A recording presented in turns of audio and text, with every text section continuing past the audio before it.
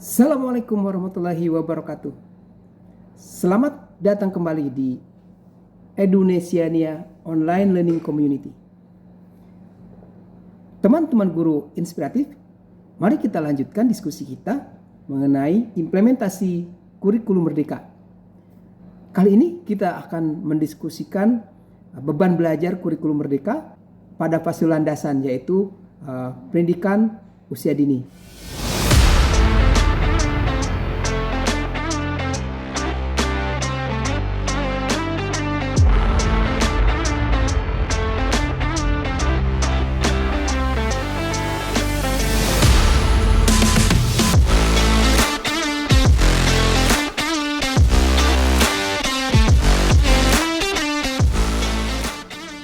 Fase landasan pada usia dini tentu saja merupakan fase yang sangat penting.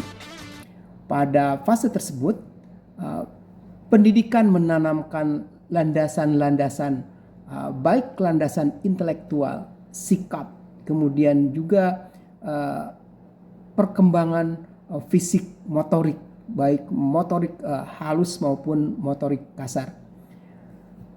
Pada fase ini, para murid diharapkan mendapatkan pengalaman yang bermakna mengenai apa yang mereka harus kuasai sebagai landasan untuk mengikuti pendidikan berikutnya, dan tentu saja untuk hidup di dalam dunia nyata, mulai dari bagaimana harus berbicara, bagaimana harus bersikap, bagaimana mereka harus hidup mandiri, bagaimana mereka harus bersikap jujur terhadap diri sendiri dan hidup orang lain.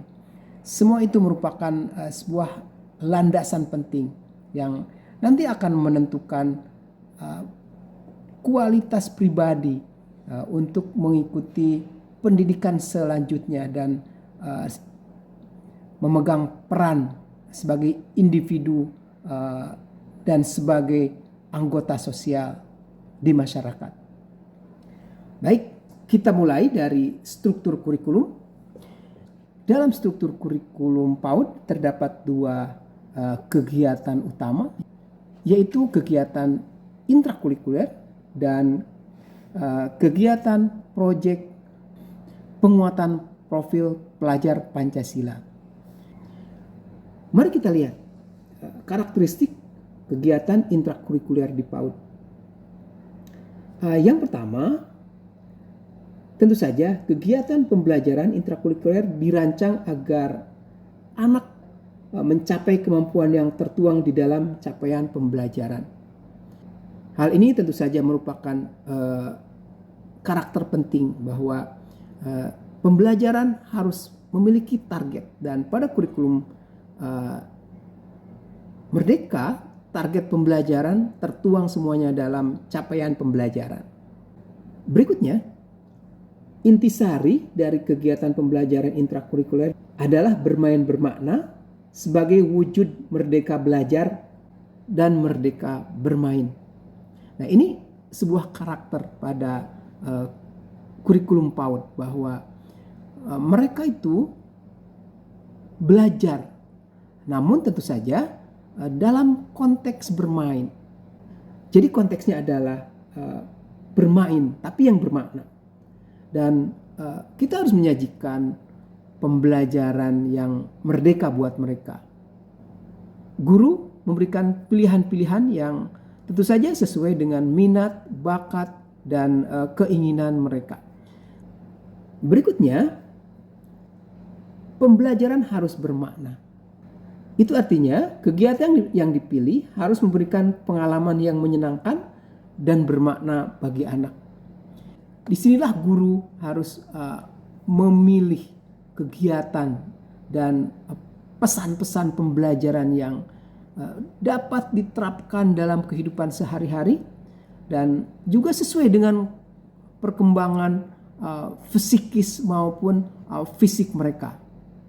Jadi jangan sampai kita memberikan sebuah pembelajaran yang menuntut mereka sesuatu yang tidak sesuai dengan perkembangannya, yang itu akan membuat mereka bosan belajar.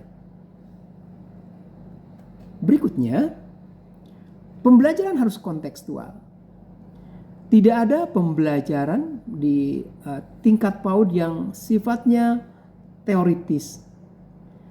Mereka masih berpikir dalam tingkat yang sangat konkret. Jadi pembelajaran tentu saja harus sangat konkret dan kontekstual. Setidaknya guru mengangkat isu dan contoh kegiatan yang memang anak-anak melihatnya dan mengalami dalam kehidupan sehari-hari. Berikutnya harus diperhatikan juga tentang sumber belajar. Karena tadi disampaikan bahwa pembelajaran harus kontekstual, maka tentu saja sumber dan media belajar harus sangat kontekstual bagi mereka. Dan sebelumnya disebutkan bahwa pembelajaran di PAUD itu bersifat permainan. Maka media pembelajaran harus yang sifatnya bermain. Tentu saja banyak bentuk permainan, dari mulai permainan tradisional sampai dengan game bersifat digital melalui gadget yang sangat modern. Berikutnya mari kita diskusi tentang proyek penguatan pelajar Pancasila di PAUD. Yang pertama, capaian proyek bertujuan untuk memperkuat upaya pencapaian profil pelajar Pancasila yang mengacu pada standar kompetensi lulusan. Tentu saja kita harus paham benar kompetensi lulusan pada fase PAUD, dan itu harus ditargetkan sebagai target fase akhir di PAUD. Berikutnya, konteks penguatan profil pelajar Pancasila di PAUD dilakukan bertema dalam konteks perayaan tradisional, hari besar nasional, dan internasional. Berikutnya, alokasi waktu pelaksanaan proyek penguatan profil pelajar Pancasila di PAUD minimal diselenggarakan 2 kali dengan 2 tema. Dan pembelajaran dilaksanakan menggunakan alokasi waktu kegiatan intrakurikuler. Ini juga berbeda dengan proyek penguatan profil pelajar Pancasila di fase A, B, dan seterusnya. Pada fase-fase tersebut, proyek dilaksanakan di luar jam intrakurikuler. Tapi di PAUD dapat dilaksanakan pada waktu yang bersamaan. Namun tentu saja kegiatannya terpisah dengan intrakurikuler. Hanya saja waktunya mau kapan saja boleh, dan minimal setahun 2 tema atau 2 kali proyek.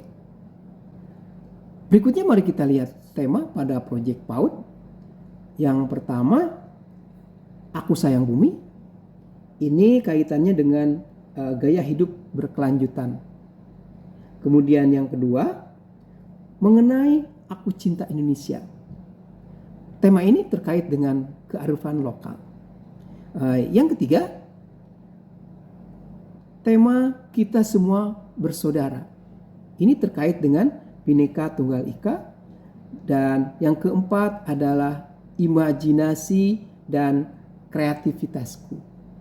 Nah, tema inilah yang dilaksanakan di proyek PAUD, dan pelaksanaannya seperti sudah disampaikan tadi terkait dengan konteks-konteks hari besar dalam konteks-konteks perayaan keagamaan tradisional maupun nasional. Nah, tentu saja keempat tema ini dapat dipilih oleh guru yang mana yang kira-kira cocok dengan kondisi dan situasi yang ada. Misalnya di tahun pertama 2 tema, dan di tahun kedua 2 tema. Dan guru memiliki kebebasan untuk memilihnya. Berikutnya, mari kita lihat alokasi waktu untuk struktur kurikulum di PAUD. Yang pertama, alokasi waktu di PAUD usia 3 tahun sampai dengan 4 tahun, paling sedikit 360 menit per minggu atau 6 jam per minggu.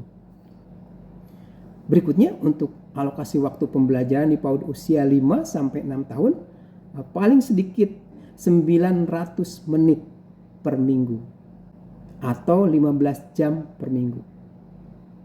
Nah, tentu saja harus kita garis bawahi bahwa kalimat di sini adalah paling sedikit.